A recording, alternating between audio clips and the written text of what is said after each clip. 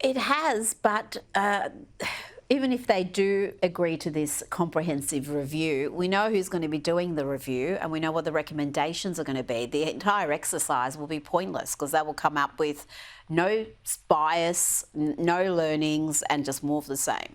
Well, I can suggest some wonderful names for the review. Some of the people that are on this network, like Kroger, for example. I think he would do quite a good job. He would love that role. He would do it for free. Yeah, he would do it for free. Hardgraves would be another one.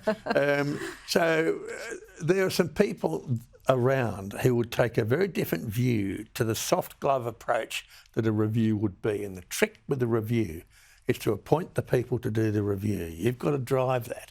Once you've appointed the right people, you know the way it's going to go. And that's the way the ABC review is going to be.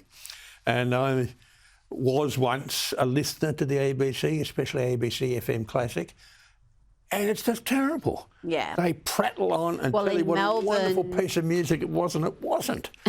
And so I think we've got to scrap the ABC, except for ABC Regional Radio, and put it out to subscription, like Sky. Well, that's never going to happen. And the conservative, so-called conservative coalition governments who had plenty of opportunity to rein in the ABC, to defund aspects of it, to hold them accountable, refused to do so. And it would be, I think, foolish to expect the Labor Party to be doing anything like that. Well, you reap what you sow, and that's what's happened.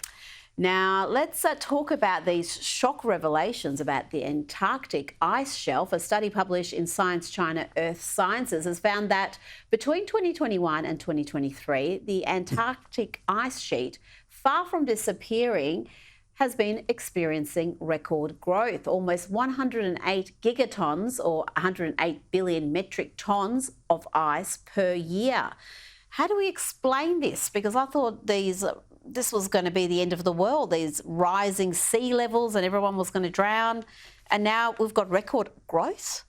Well, we have cycles, and these cycles are where the ice sheets grow and the ice sheets contract. Now, in Antarctica, you've got another parameter which journalists never mention. They never chase it up in questions. They never put it down in any articles about Antarctica, and that is there are 150 geothermal centres and volcanoes underneath the ice sheet.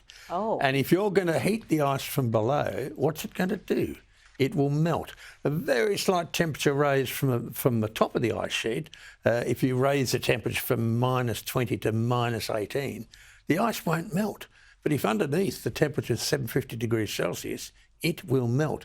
So when you ignore the volcanic factor, then you end up shock, horror, surprise. We have cyclical climates on planet Earth. We've known that for over 100 years. And nothing should shock you if you're aware of the literature. Oh, well, you're speaking there like some sort of a geologist, some sort of leading geologist. And what would we know about climate? We've only been studying it for 200 years and looking at 4.5 billion years of climate. What would we know? What would you know? Professor Ian Plimer, thanks for your time tonight. Thank you.